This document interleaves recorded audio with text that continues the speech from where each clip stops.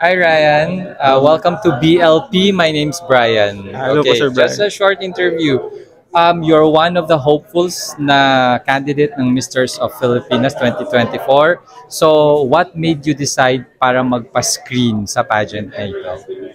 Besides po sa dahil sa mga dreams po natin na madala po yung Quezon Province in a national stage, syempre po, sa tingin ko po is my time din po na mapakita po sa buong Pilipinas po na deserving ko po na mapanalo na yung title or magkaroon ng national title. Kasi po, buwad naman po sa national title is this personality naman po yung binebenta natin dito is yung kung ano po yung magagawa mo para po sa buong organization. Okay, so Ryan, is this your first national pageant or meron ka ng sinalinan before? Actually po, ito po yung first national pageant ko.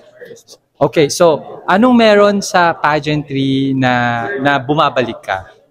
Or sinasalinan mo?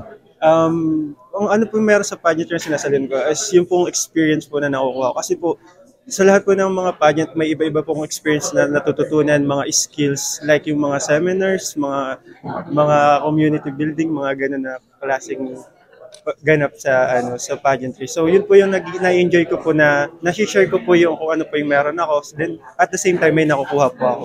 And how are you preparing for the competition?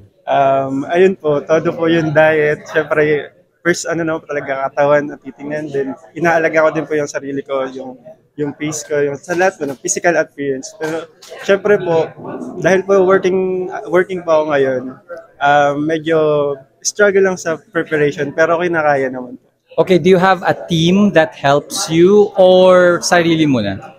May team po ako from Quezon Province pero dahil po sa Pangasinan po ako nagstay, almost yung po mga ginagawa ko ngayon is sarili ko lang po muna. Okay. All right. So thank you Ryan. Good luck. I hope to see you as one of Thank you the po. official candidates Yes. later on. Thank Thank you po. you.